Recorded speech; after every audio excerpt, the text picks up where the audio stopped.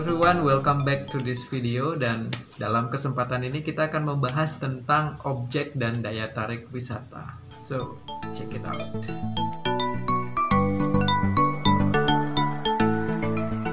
Baik rekan-rekan semuanya, jadi saat ini kita akan membahas tentang objek dan daya tarik wisata atau dikenal dengan ODTW ya. Oke, sebelum itu mari kita lihat dulu alasan orang berwisata. Nah, ketika orang itu mau berwisata, itu apa sih yang menjadi alasan ya? Jadi di sini saya akan membagi menjadi dua. Yang pertama itu ada namanya faktor pendorong. Nah, apa saja yang menjadi faktor pendorong? Ya, faktor pendorong itu adalah karakteristik psikososial. Ya, jadi kenapa sih orang itu pengen berwisata ya? Yang pertama karena ngelihat teman-temannya pergi ke sana. Nah, kok semua pada teman-temanku pergi ke Thailand ya? Aku mau ikut dong. Nah, itu adalah faktor pendorong yang timbul dari dalam diri kita sendiri ya. Atau dari lingkungan internal kita. Kemudian ada kondisi ekonomi. Nah, tentunya karena ini berhubungan dengan biaya. Ketika orang itu berwisata, mereka pasti akan memerlukan yang namanya biaya. Jadi kondisi ekonomi itu, kecukupan uang untuk melakukan perjalanan wisata itu akan sangat mempengaruhi orang mau kemana dan berapa lama dan mau ngambil apa aja. Kemudian adanya proses sosial. Proses sosial ini ya karena adanya interaksi sosial dengan teman. Jadi ini mirip dengan psikososial. Psikososial itu masuk ke psikologi kita. Kalau proses sosial ini ketika kita bersosialisasi dengan orang. Dan akhirnya timbul dorongan terhadap orang tersebut untuk melakukan perjalanan wisata. Kemudian ada faktor penarik. Nah, faktor penarik ini adalah faktor yang berasal dari luar yang menarik kita untuk berwisata. Nah, apa aja sih? Yang pertama itu ada daya tarik wisata. Kenapa orang mau ke sebuah tempat? Karena di sana itu merupakan daya tarik wisata yang menarik orang untuk datang ke sana. Dengan keunikan maupun spesifikasi area yang dimiliki. Contohnya apa? Orang mau ke Angel Billabong. Kenapa sih? Karena itu adalah sebuah daya tarik wisata dengan pemandangan dan juga batu-batu yang sangat luar biasa di pinggir pantainya. Nah, itu yang menjadi suatu alasan orang untuk berwisata. Kemudian ada akomodasi. Ya, adanya akomodasi itu adalah tempat tinggal, tempat menginap, ya. Adanya tempat-tempat akomodasi yang menarik. Oh, aku mau nginep di hotel ini, aku mau nginep di hotel Hilton, aku mau nginep di hotel Marriott atau yang lainnya. Nah, itu akan menjadi satu faktor penarik juga, ya. Dan informasi tentunya, ya. Apalagi saat ini di mana media sosial itu sangat dekat dengan kita. Ya, ketika kita melihat di Instagram ataupun di manapun, melihat informasi yang menarik tentang suatu objek wisata, maka itu akan menjadi faktor penarik. Ya, jadi kesimpulannya adalah faktor pendorong itu berasal dari internal kita sendiri, sedangkan faktor penarik itu berasal dari faktor eksternal yang menarik kita untuk melakukan perjalanan wisata. Nah, dari faktor-faktor ini, ternyata daya tarik wisata itu menjadi faktor terkuat yang mempengaruhi orang untuk berwisata. Ya, jadi yang kita bahas sekarang ini adalah daya tarik wisata.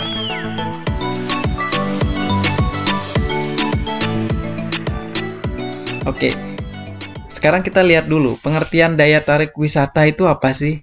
Jadi di sini saya ada mengambil atau mengutip dari dua definisi daripada daya tarik wisata. Yang pertama itu berdasarkan Stephen sama Joanne, yaitu tahun 2006.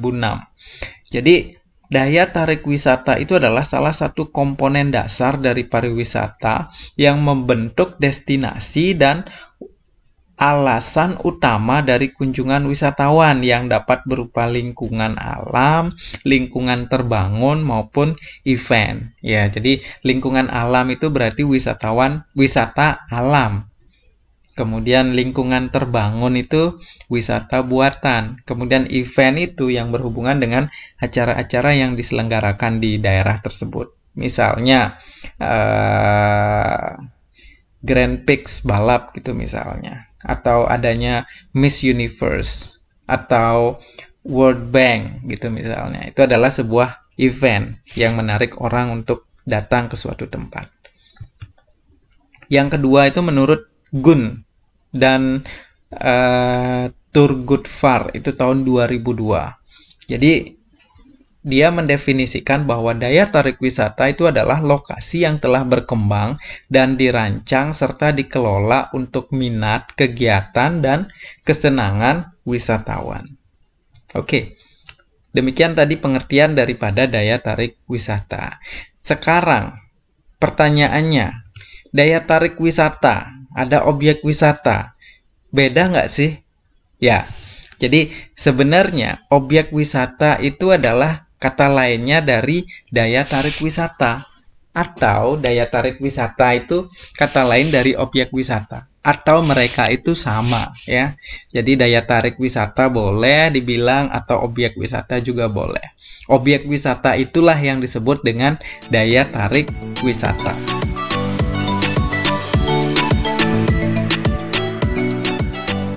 Daya tarik wisata dengan sumber daya pariwisata. Nah, apa sih hubungannya ini? Kalau kita lihat dari atau objek wisata itu dengan sumber daya pariwisata. Nah, sumber daya itu adalah semua elemen menarik di suatu tempat ya. Jadi, ketika suatu tempat mau dijadikan sebuah daya tarik wisata, maka di sana harus ada sumber daya yang menarik. Ya. Contohnya, Bukit Cinta itu mau dijadikan sebagai daya tarik wisata. Nah, harus dilihat dulu sumber dayanya atau elemen-elemen yang menarik di suatu tempat tersebut ya. Apa aja sih? Oh, ternyata bukitnya bagus, jalan setapaknya itu sangat menarik ya. Kemudian tempatnya itu ternyata tidak jauh dari kawasan sentral Ubud atau sekitarnya itu merupakan daerah-daerah pariwisata ya. Jadi itu menjadi satu sumber daya. Demikian juga dengan tempat-tempat yang lainnya. Ketika suatu tempat mau dikembangkan, maka harus dilihat dulu sumber dayanya yang ada di sana itu apa gitu. Oke, kemudian sumber daya itu akan menjadi daya tarik ketika sudah siap menerima wisatawan atau pengunjung. Dan siap menerima wisatawan itu sama dengan ada fasilitas, ada pengelolaan, dan ada rencana. Ya. Jadi kalau suatu tempat dibangun untuk dijadikan sebagai objek wisata atau daya tarik wisata, tetapi kalau walaupun tempat itu menarik, tetapi ketika tempat itu belum dikelola, belum ada fasilitasnya, belum ada planning pengembangan dari tempat tersebut, maka tempat tersebut belum siap untuk menerima tamu. Ya, anggaplah ada di suatu tempat itu ada air terjun yang sangat menarik, ya, dan itu merupakan suatu elemen yang sangat bagus sebagai sumber daya. Air terjun ya, orang senang sekali ke air terjun. Nah, sekarang apakah sudah siap air terjun itu menerima wisatawan? Sedangkan jalannya saja tidak ada atau jalannya sangat sulit. Kemudian sepanjang perjalanan itu tidak ada fasilitas-fasilitas lain. Anggaplah misalnya kayak tempat membuang sampah kemudian ada di sekitarnya itu ada seperti coffee shop atau tempat orang beli minum dan sebagainya. Kemudian area di sana belum ditata rapi dan belum ada orang yang mengurus itu, maka tempat itu dinyatakan belum siap untuk menerima pengunjung atau belum siap menerima wisatawan. Ya, jadi untuk itu sumber daya itu biar daya tarik wisata atau objek wisata biar bisa menerima tamu, jadi harus dilihat pertama sumber dayanya, kemudian setelah ada sumber dayanya itu kesiapannya. Ya, kesiapan daripada sumber daya itu untuk menerima tamu. Oke. Sekarang kita continue daya tarik wisata dalam sistem kepariwisataan. Nah, ada apa aja sih ini dalam suatu sistem kepariwisataan? Siapa aja sih yang terlibat di sini ya? Jadi di sini kita akan melihat itu ada yang namanya supply, kemudian ada namanya demand. Ya, dalam dunia pariwisata, dalam industri pariwisata itu ada juga supply. Supply itu adalah penawaran, sedangkan demand itu adalah permintaan. Ya, jadi diagramnya seperti ini nanti. Nah, Anda bisa lihat di sini supply. Apa sih yang disuplai dari satu pengembangan daerah wisata itu, ya, sebuah objek wisata. Jadi yang disuplai itu misalnya adalah attraction. Ada atraksi di sana, ya, atraksi kecak, kayak atraksi ATV, kemudian naik gajah dan sebagainya. Kemudian yang menjadi supply juga atau penawaran itu adalah dari sisi transportasi, kemudian pelayanan atau service, informasi, kemudian promosi juga. Itu adalah semuanya yang berhubungan dengan penawaran. Ya, bagaimana dari satu daerah yang mau dikembangkan itu menawarkan bagian-bagian ini, ya. Kemudian setelah itu ada demand. Demand itu adalah permintaan, ya. Jadi apa saja yang diminta dalam demand ini, ya. Ternyata demand ini adalah gabungan dari supply dan juga demand. Ini menjadi satu dan permintaannya itu ternyata banyak sekali, ya.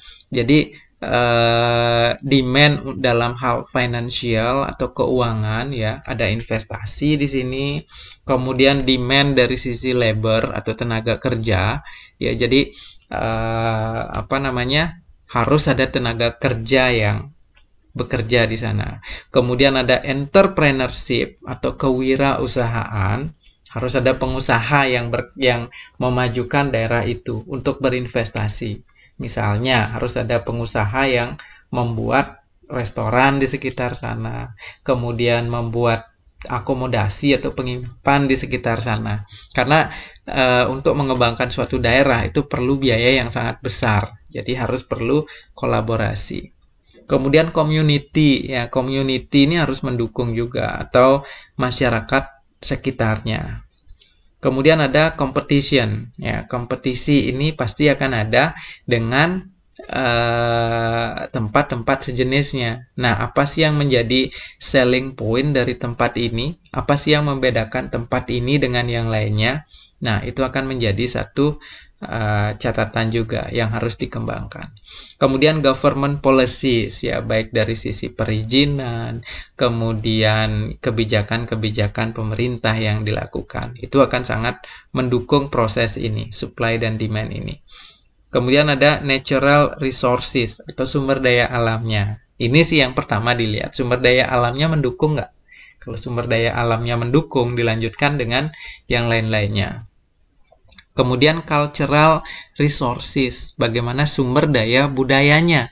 Itu juga perlu dilihat, ya. Jadi, apakah budaya di area tersebut itu bisa mendukung proses daripada atau pengembangan daripada objek wisata. Ya, jadi kalau misalnya dari sisi budaya daerah yang di sana masyarakatnya itu tidak welcome, maka itu akan menjadi ancaman tersendiri untuk orang datang ke sana. Nanti dipalakin atau diapain, ya. Kemudian ada organization leadership. Nah, di sini akan ada satu organisasi. Artinya apa? Organisasi ini adalah yang mengatur jalannya daripada proses bisnis dari objek wisata tersebut. Ya, jadi seperti ini prosesnya, ya. Jadi ketika mengembangkan suatu objek wisata, maka banyak sekali elemen-elemen yang dilibatkan. Ya, dan tentunya itu akan menjadi lapangan pekerjaan juga untuk terutama untuk masyarakat yang ada di sekelilingnya, ya. Ini diambil dari GUN 2002, ya.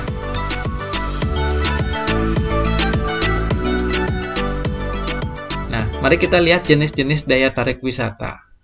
Oke, yang pertama itu kita lihat berdasarkan kepemilikan. Berdasarkan kepemilikan itu ada dimiliki oleh pemerintah.